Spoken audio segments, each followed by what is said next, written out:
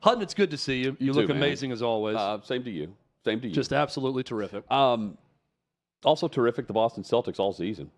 We even mentioned how they were boat racing opponents.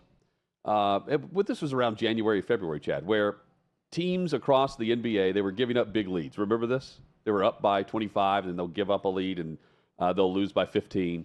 Celtics never did that throughout the year. In fact, they were winning by 25 plus, the most we've ever seen by a team in the NBA. And then they continued to do that throughout the playoffs and did so in 5 games, winning a now record 18th championship for the NBA. They are the poster board for what is all things championship material in basketball. But we didn't watch. The Boston Celtics were going for another title, and we didn't watch. And, Chad, you say this is a laughable NBA Finals. Hutton, this may be the least interesting NBA Finals in my lifetime, and one of the least watched. In fact, the least watched Game 4 in NBA Finals history outside of the bubble finals. And I'm saying all these things, these bold statements, knowing that an NBA Finals took place inside of a bubble in 2020 in October. And those are the worst ratings ever because of the time of year, because of the pandemic, because of the fact that the finals was played in a bubble. But even that NBA Finals did all of us the courtesy of going to 6 games and playing 4 of those games under double digits. Hutton, this NBA Finals, average margin of victory, 17.6 points per game. Last night's clinching Game 5 was a laugh factory, the final 6 minutes. Everyone was just playing out the string. It was just, hey, let's see who can sub out now to get them a standing ovation on their way off the court. Not a lot of effort placed in that game, really by either team that I saw last night. The quality of basketball, not very good. Least watched Game 4 ever, again, excluding the pandemic year. I'm on X right now, and I'm waiting for the tweet or the post or whatever the heck you call it about whatever the finals rating was last night. I guarantee you it was bad. Probably one of the worst Game 5s we've ever seen. Even with the Boston Celtics winning a record 18th title, I cannot find myself getting that excited and emotional about Jason Tatum breaking through with his first NBA title in his 7th year, or the emergence of Jaylen Brown as a star in the NBA. I just can't get excited about this. And I'll be honest, watching a lot of that game last night, I don't feel like Boston was that excited about it. It felt just, it was a layup. Strangely lukewarm. The whole thing. The whole finals and both of those teams, I cannot get excited about any of this. I agree. Help me get excited about it. I can't, Help man. me. I can't. I mean, were you aware leaving the studio yesterday that Game 5 was about to tip off? I was only aware because Dan Dockich asked me if I thought Dallas could extend the series, and I said, that's right, that's happening tonight. I thought now, granted, Game this was 5 at 8 a.m. Sunday when I joined the game was going to be Sunday night, not Monday night. Why did they not do it Sunday night? I don't know. Don't you remember when Michael Jordan won against the Seattle Supersonics on Game 6 on Father's Day after his dad died? I think they remember wanted, that when he was crying on the gold ball? Everything is planned out based on Game 7 and also the Stanley Cup Final, right? Because they have both. I just don't understand because Sunday night's such a better television night normally than Monday night. I don't. Whatever. So here's maybe what the ratings will prove me wrong. Maybe these ratings were astronomically high. They have to be. They have to average nearly 14 million viewers for Game 5 to surpass last year's low for NBA Finals in Game 5. Like that's not going to happen. And with that in mind, just consider what we've seen recently in the NBA, which I think is a good thing, but it doesn't really look like it. Chad, so we have the Celtics winning last night. Prior to that, the Nuggets. Nuggets and Heat. That was supposed to be the lowest, and it was not. It was viewed that way. Let's put it that way. Celtics, Nuggets, going back in order. Warriors, Bucks, Lakers, Raptors, Warriors. You have a different champion every single season. I would perceive that to be a great thing. I would think that having new stars emerge on small market teams, a la the National Football League, where you have the smallest markets routinely winning right now, Kansas City, Buffalo. There are plenty others that come to mind. Chad, Milwaukee, you've got, of course, Toronto, but that was the year where they're busting through for their title with Nick Nurse as the head coach. The great Nick Nurse. The great Nick Nurse. No one wanted to watch the Nuggets for whatever reason a year ago. And it's either Warriors, Lakers, or bust. Or it's LeBron, Warriors, or bust. Let's put it that way.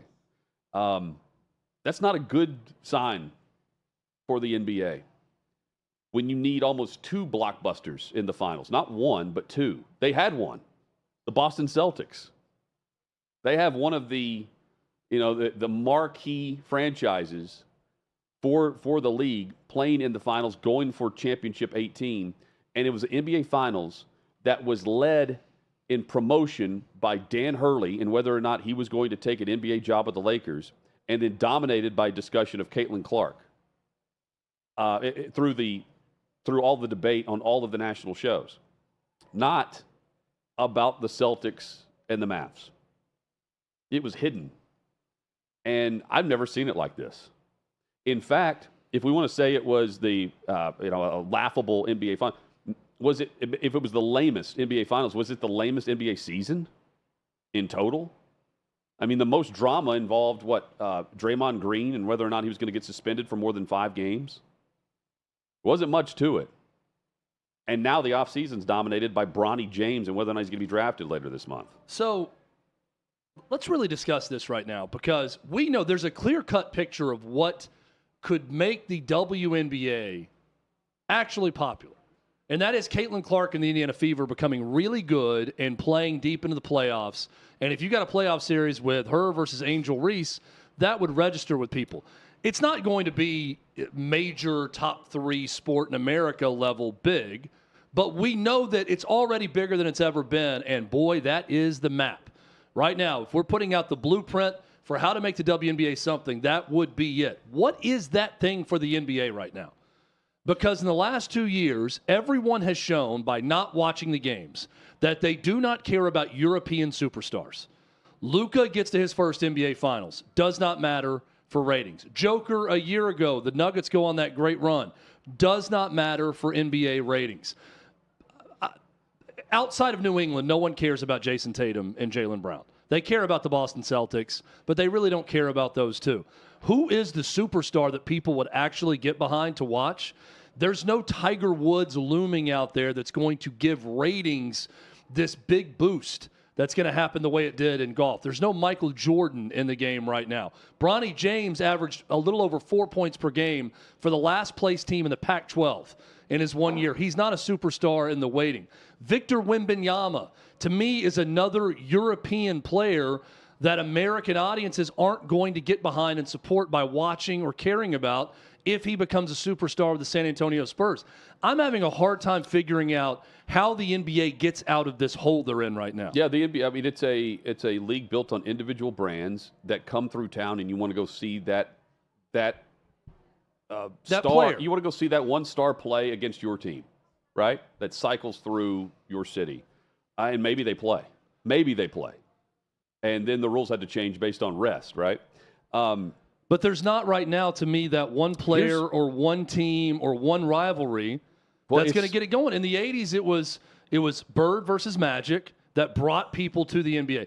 Really, I would say that was when the NBA became mainstream, was the 1980s with those two. Then, of course, it was Jordan. And now I look around and I think, what's going to happen? Like, what is the thing? What is the Caitlin Clark versus Angel Reese thing that the NBA can capture to win back American audiences? Hutton, I don't see it currently in the league. Well, you can have it, but you need the antagonist to win. You know, what was that last year with the Memphis Grizzlies going against Draymond and the Warriors? But who even is the antagonist that America is going to tune in to watch? Well, you have to have that antagonist continue to win to be relevant. And that's the question I'm asking, though. Like, who would be the ideal antagonist for the league to get the national audience back the way they had it before? Well, there's no bad guy. There's no hero right now in the NBA. And the problem is they all team up with each other before it's all said and done, right? Yeah. And what might be trash talk in one season, you have the Warriors clamoring to trade for LeBron by the trade deadline.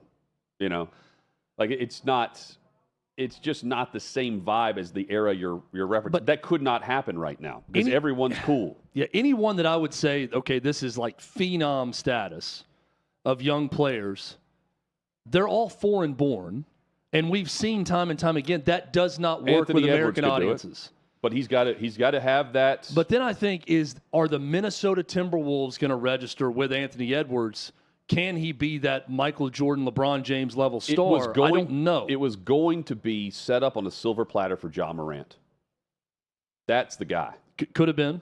He had just signed that shoe deal. Could have been. And he was headed towards that status because the Grizzlies were right there. But he can't stop posing with handguns. Right. But so it was crippling for not just his individual possibility, but for that franchise. And then you have again, small market. I'm just comparing Memphis to what we see with Minnesota. It's possible there.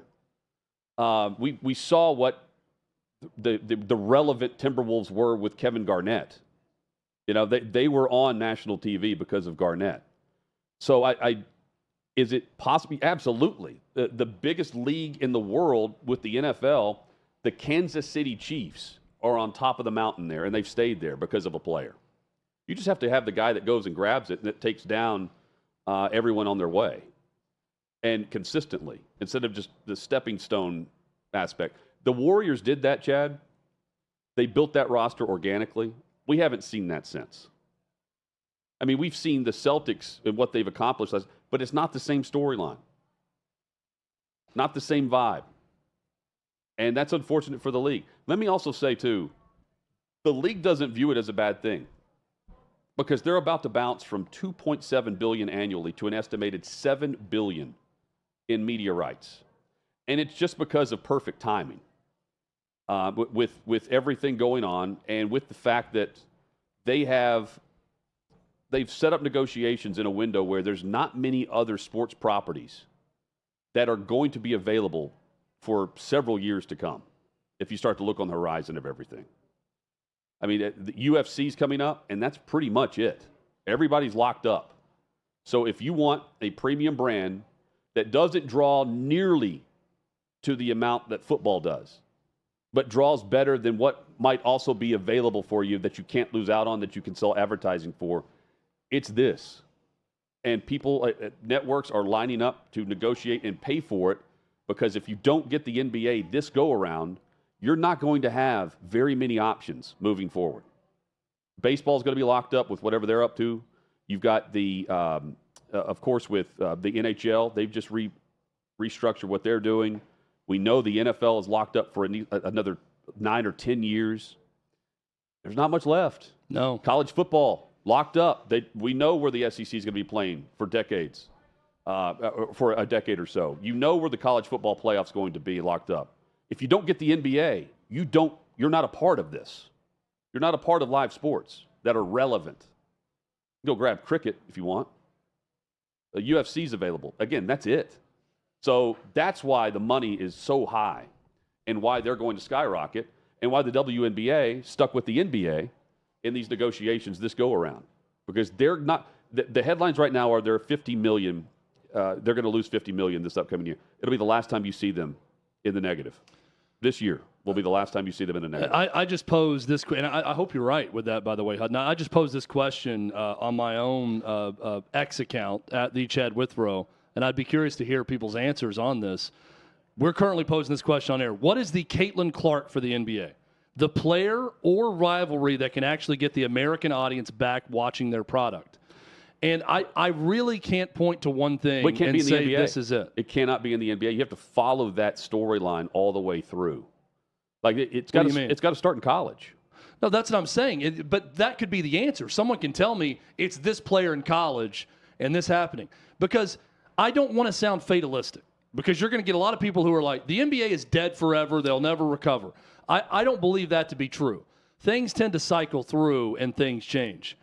But I cannot currently forecast or say, in 2003, Hutton, we could have easily said, right? The NBA was at a low point. Michael Jordan was on his way out with the Wizards, retiring. Who's going to be the next star? We could point to a Sports Illustrated cover that says The Chosen One, and it's LeBron James in high school.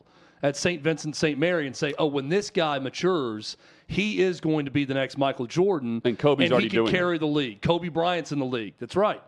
The Lakers brand with Kobe Bryant at the time. That's going to be big. We just had an NBA Finals with one of the 50% of the two biggest brands in all of basketball participate in it. And we saw the worst ever Game 4 rating. And we're seeing some of the worst ratings in NBA Finals history. I don't want to sound like this is death of the NBA, but I cannot honestly come up with a scenario right now that I see right in front of me that shows the way out for the NBA to get back a large percentage of the American audience. Now, this person may be, dribbling a basketball right now in a driveway or on a playground, and he's 14 years old, and he's going to be the next big thing, and we're not talking about him yet. But I can't see it right now with any young player in the league or any team, or even as we saw with the Celtics, any one brand that can save it. Well, the only thing that saves it right now are just the media partners. Because while they're not where they were by any stretch of the imagination, they're pulling, $9 million for the lamest NBA Finals we've seen. So, but here's the list. And again, I'm not talking about this is not a balance sheet that I'm talking about. I'm not talking about how much everyone's going to pay them and all that. I'm strictly discussing. They're worse, but getting paid more is what I'm saying. Yeah, how does the NBA, in the 1990s, the NBA was every bit as popular as the NFL. I'm not asking them to be as popular as the NFL. But how does the NBA get back to a status where it is a clear-cut second biggest thing in this country behind football? Clear cut right behind the NFL. What is that catalyst that's going to cause that the way Caitlin Clark has caused a huge rush in interest in women's basketball? Well, I don't see it right now. And I don't think they're necessarily just focused on the U.S. They're focused. They've been the global brand with their popularity in other countries. And they're looking at just the NBA package in the United States alone at $76 billion. Over the course of this, what they're negotiating. Yeah, and again, they're not looking at it the way our fandom and our childhood growing up and what we loved about the NBA. They're not looking at it through that lens whatsoever. And that's unfortunate because it's the product that we tune in for. But there's still a higher number of people tuning in for the NBA than any other option that they have right now. If you're a media company, if you want to be in sports, you know that the ACC's locked up through 2036, for instance. There's not a lot out there anymore. You're much further down the food chain at this point if you lose out on the NBA. So you have to pay the premium price if you want in, and you're at least getting $10 million for an NBA Finals that no one was wanting to watch in the first place. It's bizarre. The marketing of it is much better than Major League Baseball, though. Far better in terms of just the individual status. And you have those guys game in and game out putting up the types of points you want. I don't know if it's the quality of basketball you want to watch, but they're mixed in with a European style that globally attracts a much larger audience than maybe we're giving it credit for. I don't pretend to know what Giannis pulls in internationally, but I mean, they're viewing it from what they're selling across the globe. They have to be, Chad, because on paper, through just our common sense reaction to it, it's not something we weren't even discussing if we were at the bar yesterday. You know what I'm saying? I'm looking at this very simplistically. I really want the NBA to get to a point where I can care about it again, and where the majority of sports fans in America care. I get that they do business with China and make probably billions off of them, and they do business in Europe and they do all that. I'm talking strictly from an American standpoint and not about the money they're making, because they're making money. So financially they are solvent and they're doing fine. But when I see these television ratings and I see them dip below 10 million for a Game 4 and hit rock bottom with the Boston Celtics involved in the NBA Finals, which is crazy to me, then I just sit back and think, what's going to get me and a majority of sports, not everyone, but a majority of American sports fans back interested in the NBA, tuning in? I wish I had a clear-cut And blueprint for that. And people are going to come back and say, well, they need to be less woke or they need to do this. I haven't seen a lot of woke things from the league itself. Now, if you want to say LeBron James needs to shut his mouth or whatever, whatever. If you're saying the biggest star in the league needs to do that, then they've divided people and all of that. Okay. But I think they've gotten away from a lot of that, and I think their silence on certain things is probably admitted. Maybe we don't need to always wade in these waters if we want the American audience and want as many people watching the sport as possible. So I don't see that as the solution either. And I think that's going to be a response. And it was the finals that didn't feature LeBron to what you're saying. Right. But here's the other thing. My point is, if someone's not going to watch the NBA because LeBron James said a certain statement or said something, and now they're not going to watch anything across the NBA, I don't know that there's anything to pull that fan back. Right? Well, so I'm not as concerned about that if I'm the NBA. The NBA, though, is not – they are not a Caitlin Clark away from doing what you're expecting because they're already established. We've seen them at their pinnacle. The WNBA was irrelevant. And quite frankly, in my eyes, still is because it's just one individual. I'm not tuning into the product. The WNBA Finals is not going to be enhanced by Caitlin Clark because she's not going to be playing in the WNBA Finals. So yeah, and it's not one player through college even. It's got to be. It's a collective overall product that will lift this. I don't know that they'll ever get back to 90s level where they're competing with the NFL, but how do they get back to half of that, 3/4 of that, just to that average, level? It's like the average fan in a non-market tuning into the stars and wanting to dive into the storylines of said teams, right? Listing a roster. 2008 Lakers Celtics would be a good example to me where everyone that's a sports fan was rooting for those two teams on a collision course with Kobe Bryant and the Lakers, and then Kevin Garnett and Paul Pierce and Ray Allen and that great Celtics team. And, man, we get Lakers-Celtics aughts edition and not in the 80s. And everyone wanted that because it was a return to that big rivalry. And those two teams with those jerseys together on the court in the NBA Finals was really cool, and it brought in a national audience. Well, and then we knew what it took then. We saw that blueprint out in front of us and said, if this happens, it's going to get gigantic TV ratings, and it did. And then you had. I don't even know if that would do that now. What did Golden State Cleveland pull in 2018? 2017, 2018. I would say that was pretty good. You had the Warriors going for their titles against LeBron. And LeBron's return to his Cleveland, hometown. going for the title. Like that. That's the last time we tuned in for the storyline on the court for both teams. And, that was organic. Maybe set up by LeBron, but the Warriors roster, totally organic. And then you had the one individual that everyone was clamoring to watch either because they loved or hated him, and it was LeBron James. And maybe at that point, not even to the hatred status by him. I'm looking at it now. The one thing that pops up was Game 2 of that NBA Finals. Well, it really was It was 2016 as well, Chad. Yeah, it was a triple. They met for 3 straight seasons. Viewership was peaking during those games at about 24 million people. There were less than 10. They had 9. It was peaking around 10. So less than half of that audience for this latest NBA Finals. Yeah, it's made a turn. And to think, like if we said, when the media rights deal is up while we're saying this in Golden State, Cleveland era, well, they're battling for titles and Golden State's winning, 3 out of 4 or something.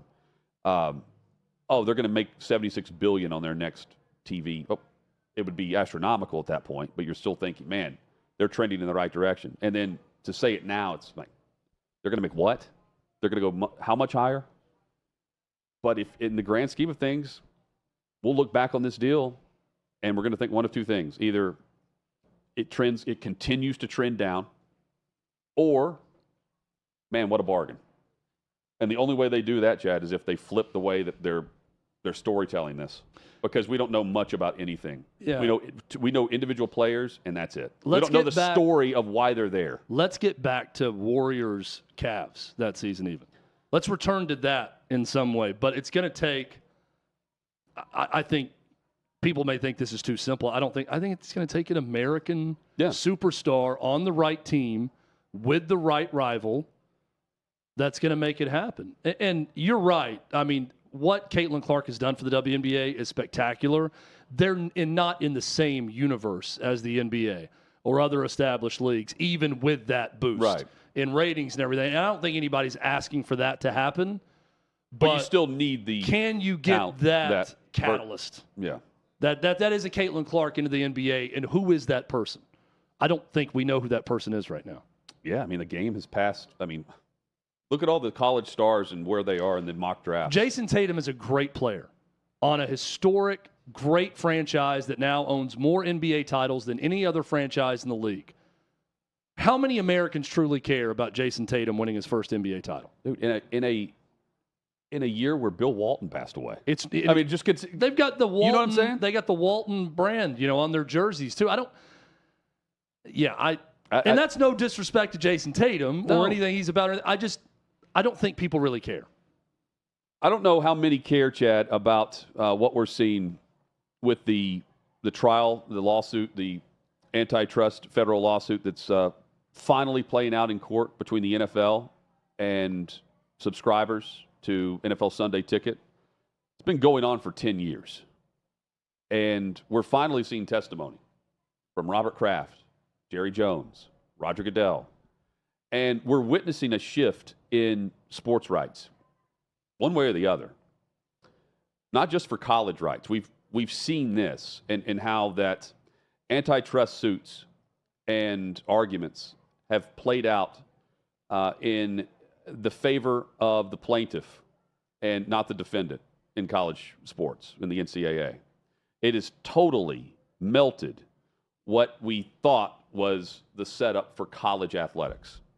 Now, it hasn't changed the competitive nature of networks clamoring to air games or how we view the postseason or just the fervor of the sport itself in football.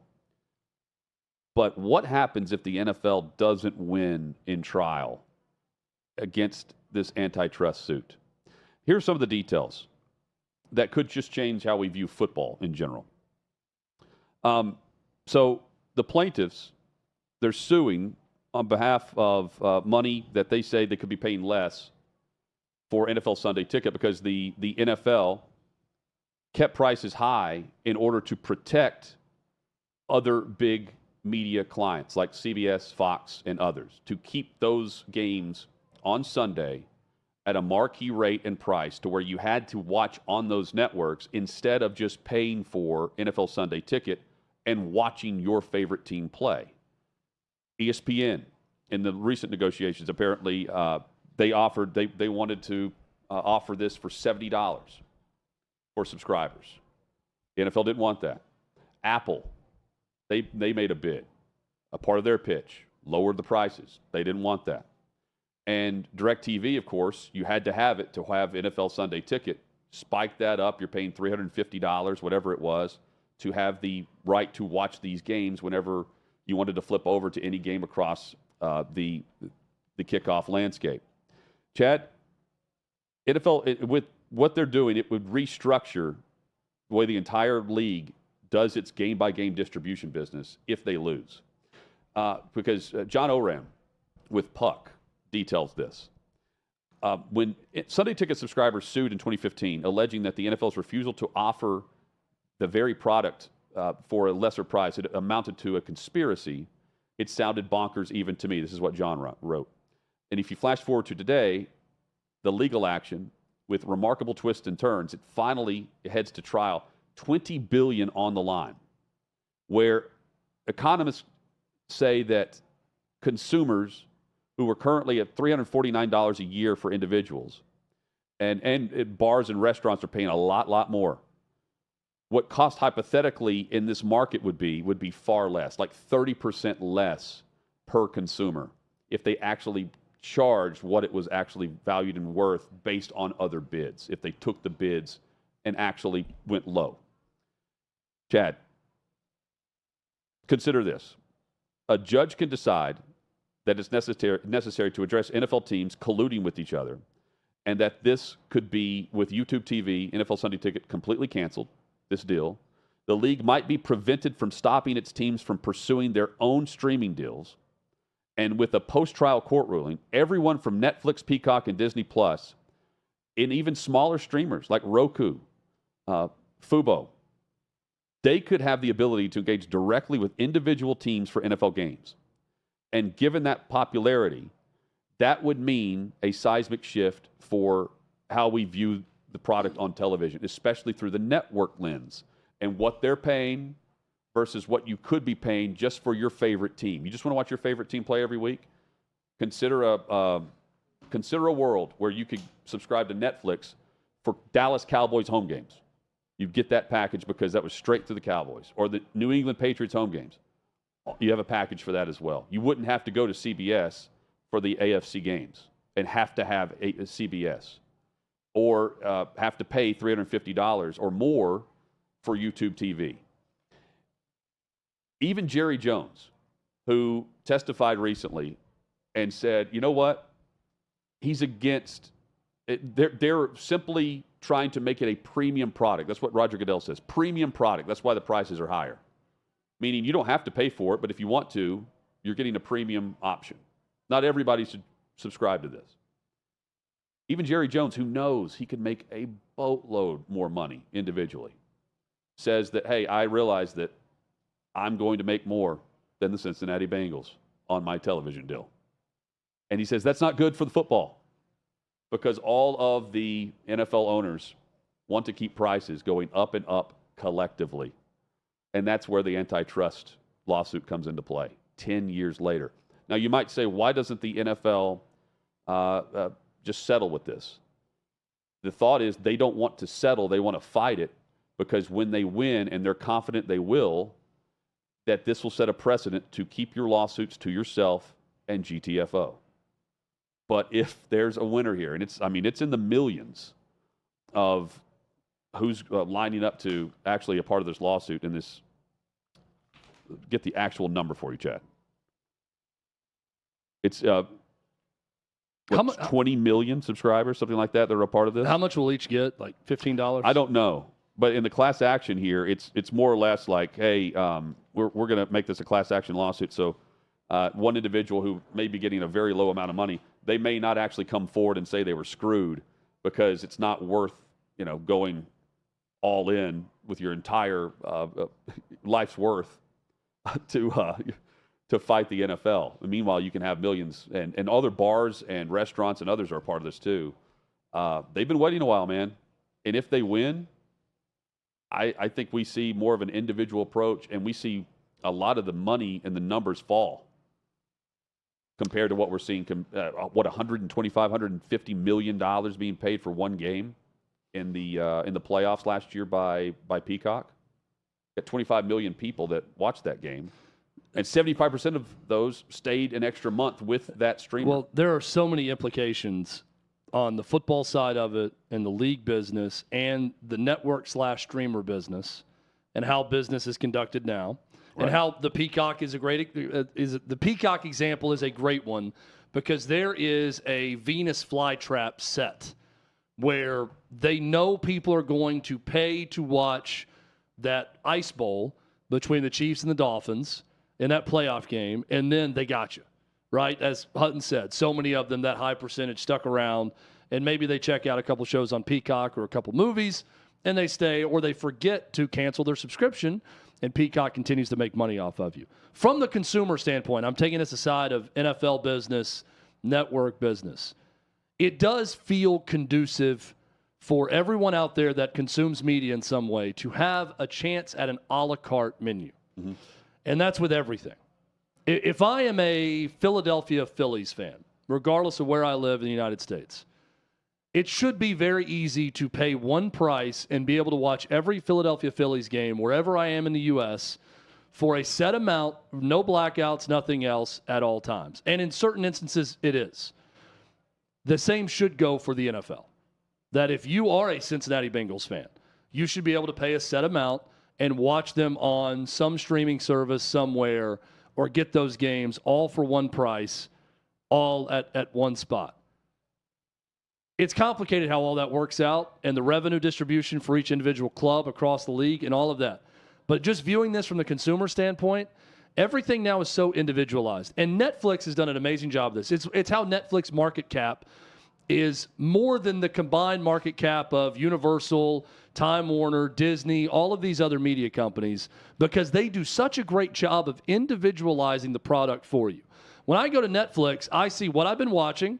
There's a whole big row of boxes right there of shows or movies or documentaries that I've watched. And then underneath that, it's other suggestions about what I should watch. When a new show drops that I'm going to be interested in, it pops up with a preview on the screen. I'm a big fan of trivia.